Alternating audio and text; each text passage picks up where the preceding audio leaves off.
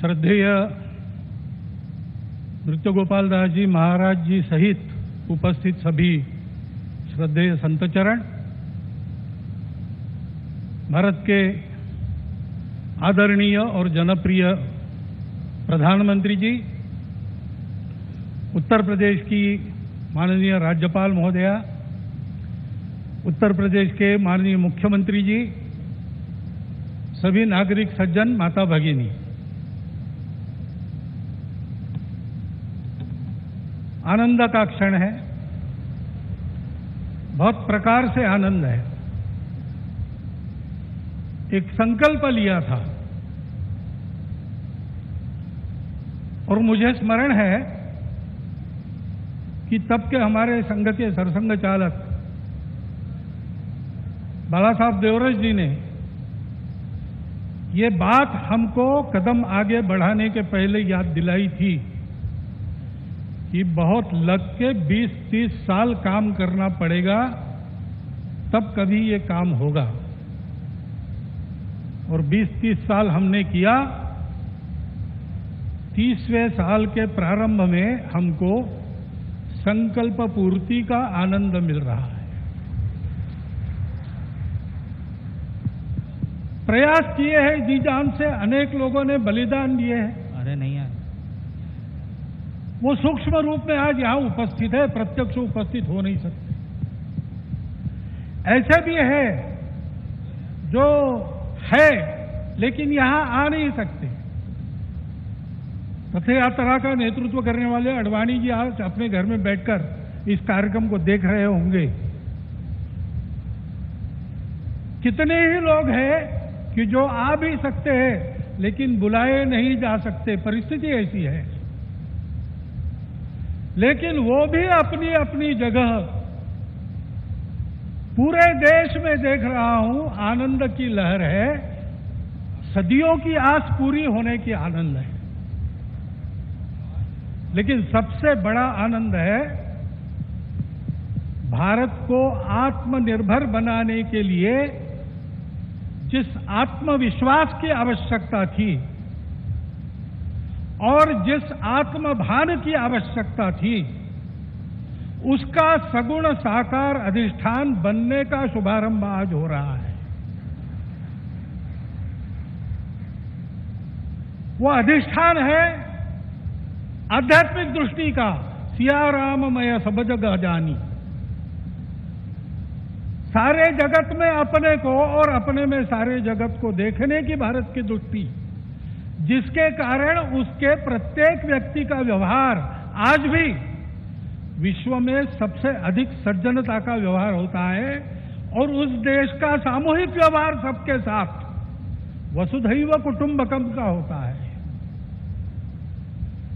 ऐसा स्वभाव और ऐसी अपने कर्तव्य का निर्वाह व्यावहारिक जगत की माया के दुविधा में से रास्ते निकालते हुए जितना हो सके सबको साथ लेकर आगे चलने का जो विधि एक बनती है, उसका अधिष्ठान आज यहां पर बन रहा है। परम वैभव संपन्न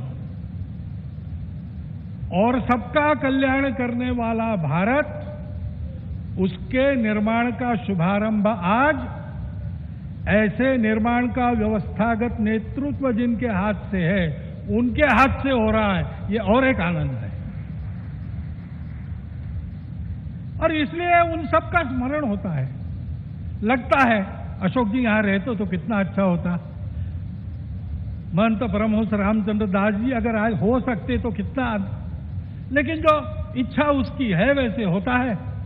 लेकिन मेरा विश्वास है कि जो है वो मन से और जो नहीं है वो सूक्ष्म रूप से आज यहां उस आनंद को उठा रहे हैं, उस आनंद को शतगुणित भी कर रहे हैं। लेकिन इस आनंद में एक स्फुरण है, एक उत्साह है। हम कर सकते हैं, हमको करना है, वही करना है। एतद्देश प्रसूतस्य सकाशादग्र जन्मनात् स्वम स्वम चरित्रम शिक्षेरन पृथिव्याम सर्वमानव। जीवन जीने की शिक्षा देनी है। अभी ये कोरोना का दौर चल रहा है, सारा विश्व अंतर्मुख हो गया है। विचार कर रहा है कहां गलती हुई, कैसे रास्ता निकले। 2 रास्तों को देख लिया, तीसरा रास्ता कोई है क्या? है, हमारे पास है, हम दे सकते हैं, देने का काम हमको करना है। उसकी तैयारी करने के संकल्प का भी आज दिवस, उसके लिए आवश्यक तो पुरुषार्थ हमने किया है। प्रभु श्री राम के चरित्र से आज तक देखेंगे तो सारा पुरुषार्थ, पराक्रम, वीरवृत्ति हमारे रग रग में है, उसको हमने खोया नहीं है, वो हमारे पास है। हम शुरू करें, हो जाएगा। इस प्रकार का विश्वास, इस प्रकार का स्फुरण, प्रेरणा आज हमको इस दिन से मिलती है, सारे भारतवासियों को मिलती है। कोई भी अपवाद नहीं, क्योंकि सब राम के हैं और सब में राम। और इसलिए यहां अब मंदिर बनेगा, भव्य मंदिर बनेगा। सारी प्रक्रिया शुरू हो गई, दायित्व तो बांटे गए हैं, जिनका जो काम है वो करेंगे। उस समय हम सब लोगों को क्या काम रहेगा? हम सब लोगों को अपने मन की अयोध्या को सजाना संवारना है।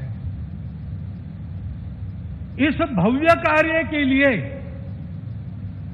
प्रभु श्री राम जिस धर्म के विग्रह माने जाते हैं, वह जोड़ने वाला, धारण करने वाला, ऊपर उठाने वाला, सबकी उन्नति करने वाला धर्म, सबको अपना मानने वाला धर्म,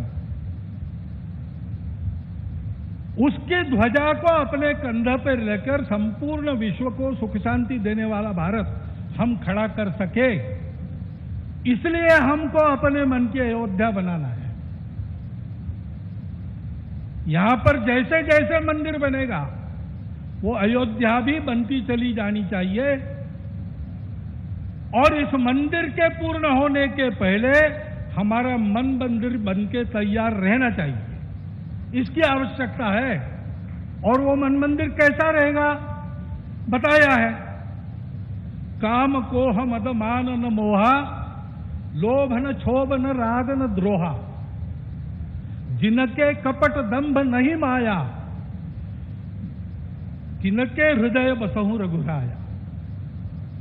जात पात धनु धर्म बढ़ाई, प्रिय परिवार सदन सुखदाई, सब कजी तुम ही रहो रलाई, तेहि के हृदय रहो रघुराई।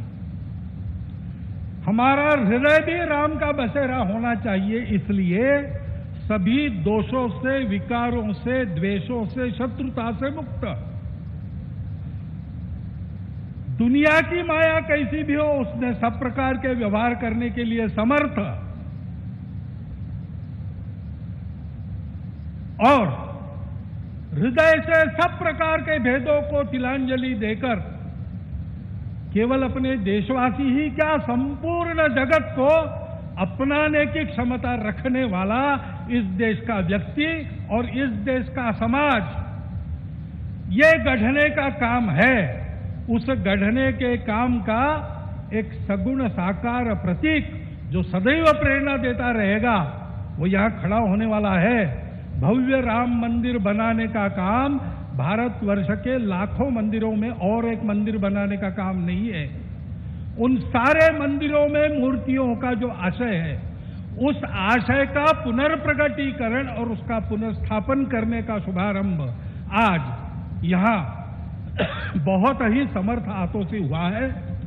इस मंगल अवसर पर इस सब आनंद में मैं आप सबका अभिनंदन करता हूं, और जो मेरे मन में इस समय विचार आए उसको आपके चिंतन के लिए आपके सामने रखता हुआ आपसे विदा लेता हूं। बहुत